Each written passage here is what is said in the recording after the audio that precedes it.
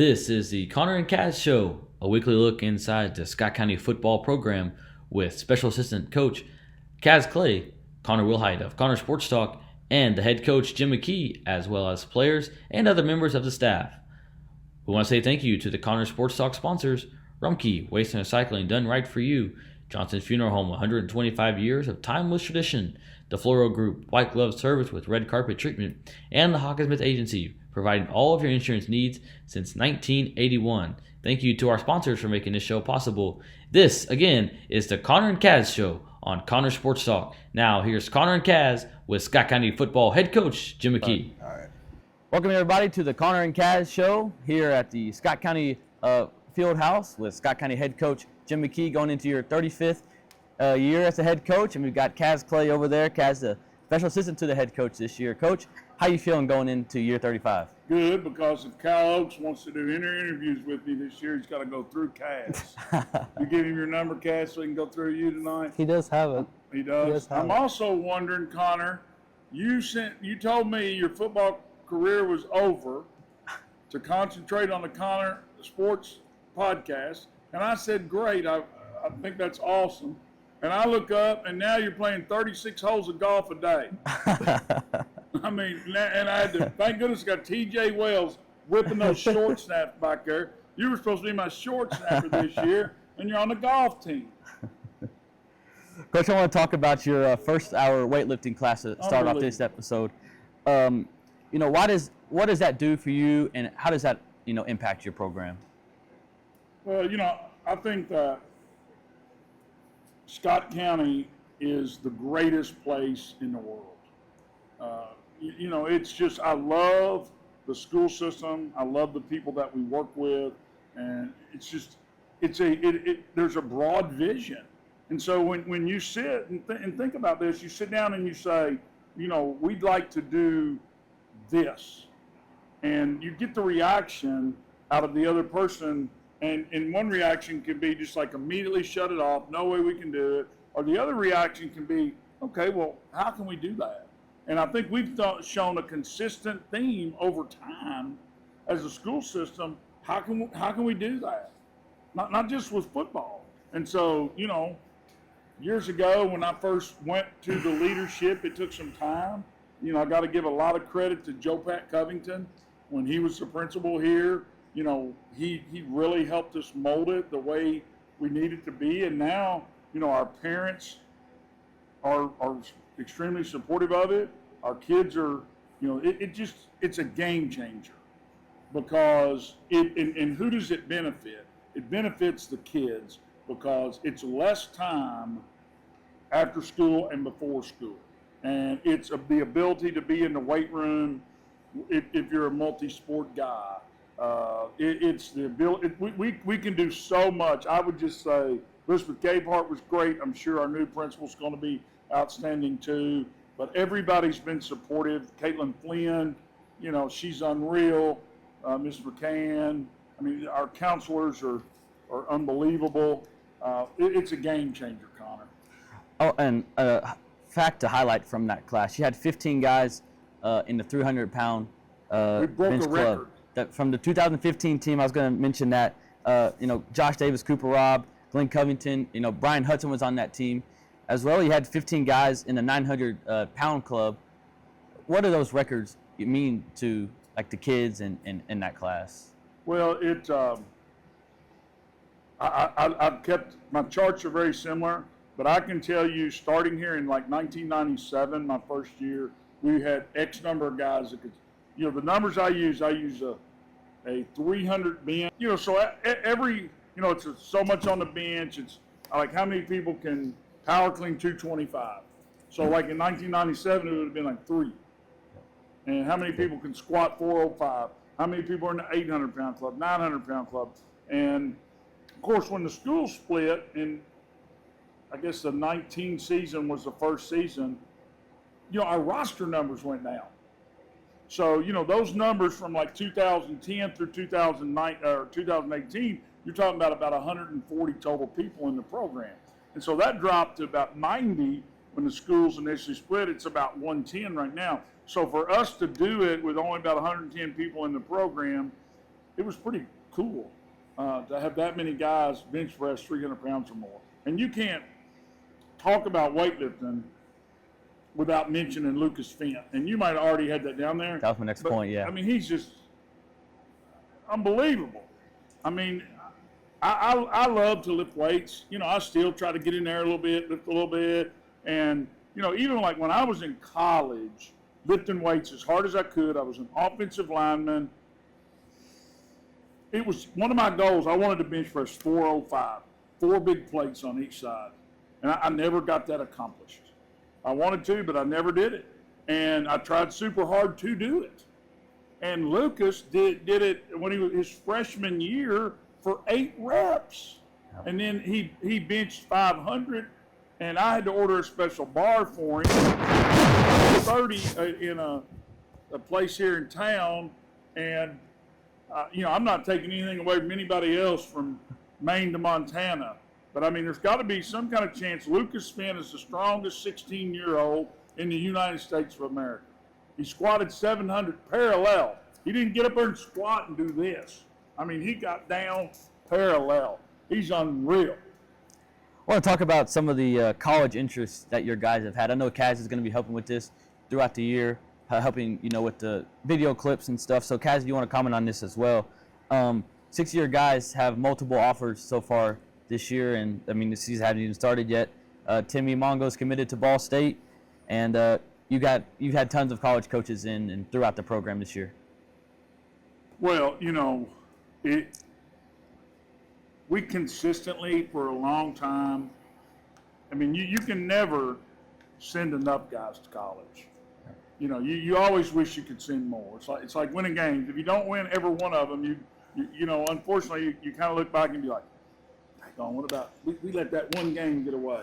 But, you know, we've consistently, I don't have the numbers in front of me, but, you know, it's somewhere around 130 guys have come through here since I've been here and gone on to play college football. And so, and several of them have been successful. So, you know, this school's visit here, I mean, the traffic through here is a lot. And then, of course, when you have Brian Hudson, you know, that'll draw a bunch more. And then if you're the coach at wherever and you come in here to see Brian Hudson, we'll talk about Brian Hudson. And then I say, well, hey, take a look at Kaz Clay for me too. I got Kaz Clay, a tight end, take a look at him. And so that's kind of what Timmy's done for some of the rest of the guys. And, you know, they're in the pipeline. I mean, like Big Rhodey, I mean, he's going to be a national recruit. I mean, I'm not sure that he'll even start this year necessarily, but I mean, he was the third biggest lineman at Alabama's camp this summer. He was 6'7", 311. And so, you know, obviously it's awesome. College football is not for everybody, but if that's something that you want to do, I don't think the opportunity to be seen and to be recruited could be any greater anywhere you would go than here. Kaz, you want to talk about how you're going to help with the recruitment this year? Yeah, so a lot of it now, and Clay does a good job with it too, is a lot of it's media driven. You know, like Coach talked about last year on his Cleats a Whistle, like it's not as much, it's more video driven now than it was ever been. You know, preseason hype videos is big, and he talked about that as well. A lot of the graphics are big because, you know, what's visually appealing, what can get your team's looks, and I think a lot of that's driven recruiting-wise through videos, through clips, and what is positively looked at. Huddle's a great tool for that as well because, you know, now coaches are able to see broadcasts straight through the actual, you know, film and being able to do that directly.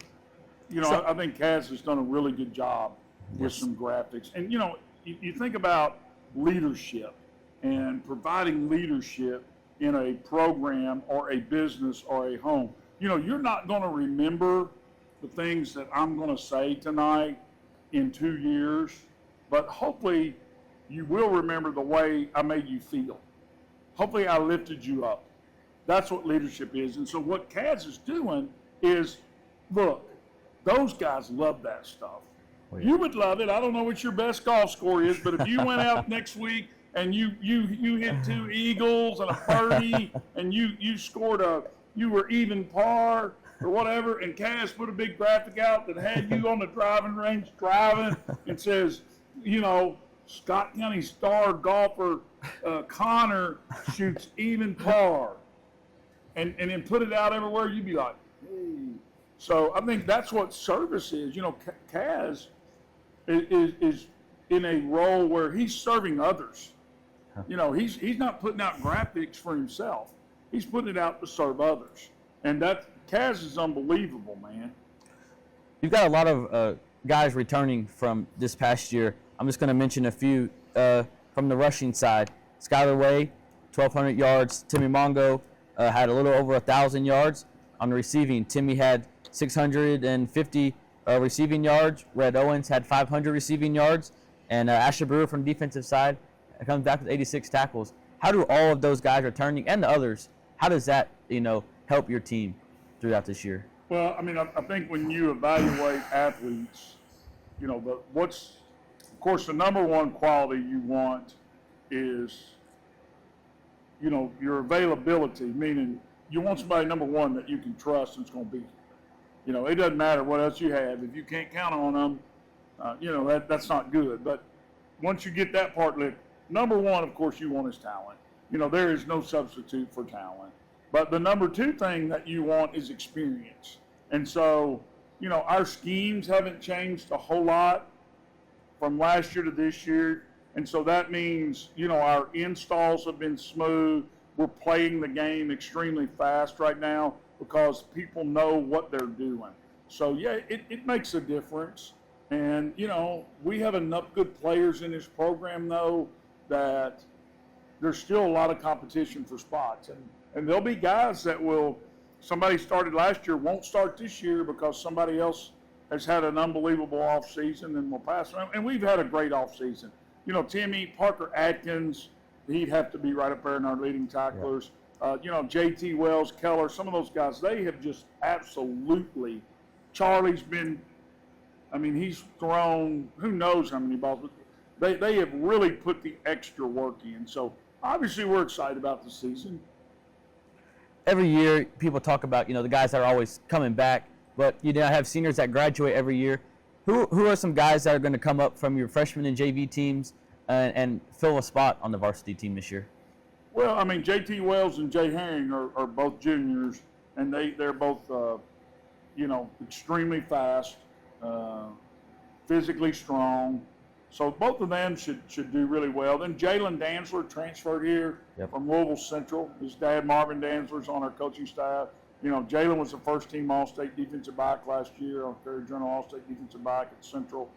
So he's a big-time impact player. Markel Moses is bigger, faster, stronger than he was. Markel Moses, Eli Smith, Evan Oswald. What you love about them, I don't like it when people say, Connor, well, back in the 80s, we did it this way, and parents today are this, and kids are this, or whatever. For the most part, parents are awesome, and kids are awesome. Okay. I still love it the same way. So I take a look at, like, Evan Oswald, Eli Smith, Markel Moses. They'll all be juniors. They all started the year last year on the JV. Okay, so they got 0 meaningful snaps against Clark County in the opener and Great Crossing in the second game, Bowling Green. But boy, they went to those JV games and they were just, man, they were really shining.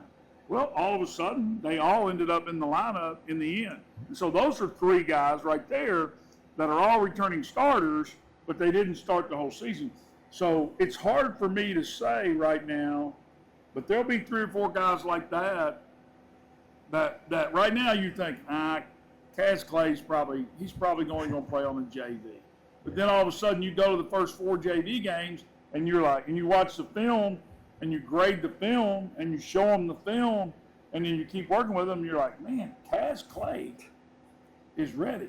And competition for playing time, the greatest motivator is still the bench.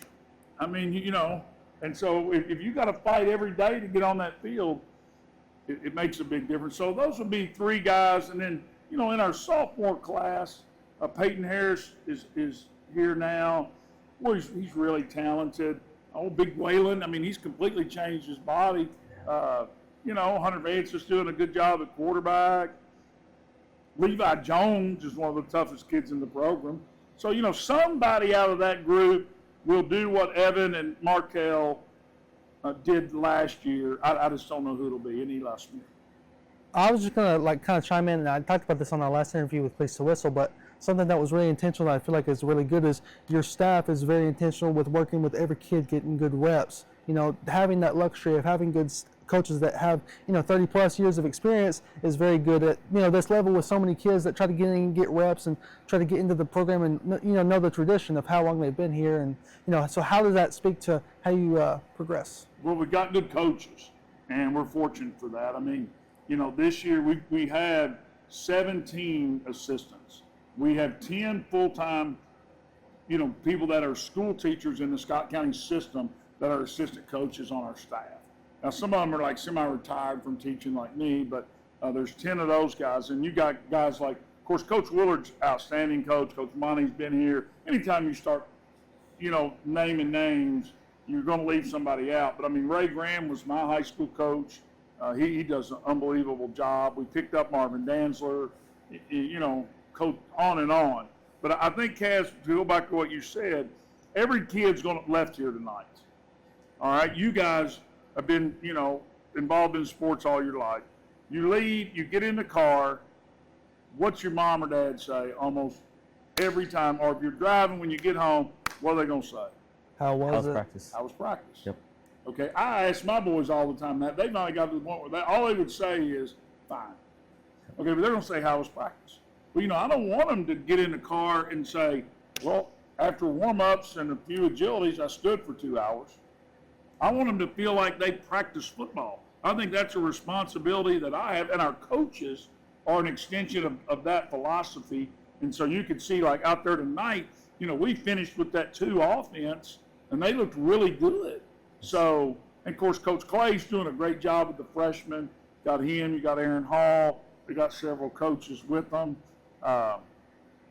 So you're exactly right, Kaz. Having a great coaching staff is critical. And just like having you to do the things you're going to do, having Toby to take care of the equipment, having Dickie Rodden to take care of the balls, having Big I to fill up the water, having Mandy to do the stuff with the training, having some, it takes a lot. You don't realize it, but there's 107 players. There are about, 30 adults. There's probably close to 150 moving parts in the program. I want to talk a little bit about your schedule for the season. I know you're focused on week 1 versus Franklin County, but like I said, it is a tough schedule. What are some of your expectations? And then I've seen a couple of times you're, high in the preseason rankings. What do you take from your preseason rankings, and then talk a little about your schedule? Well, I mean, Franklin County, we played them 3 times in this bowl, and 2 of the 3, they absolutely didn't beat us. They whipped us. They in 2000, I guess the first time we played them was in 21. I mean, they put it on us good. Then I believe we beat them in 22. Then we played them again in 24, and they put it on us pretty good. So I know they were 14-1 last year, state runner-up, and the year before they were state runner-up to Paducah Tillman. I can't know for sure if they lost a regular season game or not. So I think they're 28-2 in their last 30 games. So that's really tough. But I mean, if you want to talk about the whole schedule, then we play Great Crossing here, so that'll be a lot of fun. That's the county rivalry game. That'll be awesome. That'll be 3,000 or 4,000 people here, and hopefully we have great weather. And it's packed and great experience for the kids. Then we go to Bowling Green, and they're multi-time. I think they won like 6 or 7 5A state championships. They got an awesome stadium. That'll be a great experience for the guys. We go down to Madison Central, play them. They beat us last year. Obviously Collins has Cade Gooden, who's a Mr. Football candidate. South Oldham's been solid. Anderson's improving. Then we play Woodford here, and then we play Fort Thomas Islands. And so they've won the second most state championships of anybody. Our first JV game is Saturday, August 22nd at Fort Thomas. But, a couple things are in play there, Connor. One, be honest with you, that's who we can get to play us. And 2, I mean, I feel like the experience. I have a responsibility as the leader of the program to ensure that every kid in our program has the best possible experience that they can have. And the world's not going to end if you lose. You know, we played Cincinnati Elder at the Pit in Cincinnati. We played LaSalle in Cincinnati. We beat Moeller in Cincinnati in 2018 in week 3. And those guys, I mean, and I always felt the same way. Like, and Moeller went on and won the GCL. But when we were riding home that night, you know, and I said in the newspaper, I said, guys, you'll always remember the night you beat Moeller. And so we want to give our guys that opportunity too. If anything, though, I mean, it might be a little too tough, but there's just nothing. Like I said, that's just who plays. Kaz, you have anything else for Coach? No, I mean, I talked about how I think not, you know, obviously you don't really get to build as much as you want to, but having these district games at home on the back end, they're nice because you had 3 in a row kind of on the road, some solid teams in your district. So talk about, you know, that home field advantage, kind of how you were saying with the Battle of the Birds, how good your fans are. I know the fans It didn't get help pretty us excited. last time we had the Battle of the Birds. We got beat, and it was at home, Kaz. You were probably cheering for Great Crossing that night. I know. Here's where it helps, Kaz. In all seriousness, here's where it helps. Okay, once the game actually starts, obviously, you know, you want fans, and they do make a difference. Where it helps is everything's right here. So we don't have to pack up stuff. We don't have to pack up the trailer. We don't have to get, you know, when we got to go to Bowling Green, we got to get on charter buses. We got to leave school early. We got to plan the meals. You know, everything's right here. Like last year, we beat Connor in the first round of the playoffs. We moved the game to Thursday. It was such an enjoyable night for me. It was just unbelievable. The weather was perfect. You know, it was about 50 and clear at kickoff. And you walk, 10 steps into the indoor turf area from the locker room, 10 more you're in the film room, 10 more you're in the training room, 15 steps you're out on the field. You know, you're in at half. That's what I love. You know, I love to play at home, to play in front of our fans. It's easier on us as coaches, but it's easier on the kids. So, and that's why you need to win if you can. Now, we went, the last time we went to the state finals, we had to play 3 of the 4 playoff games on the road. But if you can win and have a good RPI, then you can have all your playoff games at home. That's what you want. Coach, just want to say thank you, and we'll be back right here next week. Next Thursday, our second episode of the Connor and Kaz Show will be out. So thank you, Coach. Oh, I appreciate being on, and I understand that I'm the head coach, and as the season, I kind of got to make that introduction, but I know you guys will do this. You know, get players involved, get them in front of the camera, let's talk to them, get other working parts of people in front of the camera, and let people see all the things that, you know, go on behind the scenes of Scott County High School football. And I would just close in saying, you know, how fortunate we are. Scott County, Kentucky is the greatest place in the world to be involved in high school football and to coach and teach. I love the Cardinals. Go Cards. Thank you, Coach. All right. Great job, man. Thank you.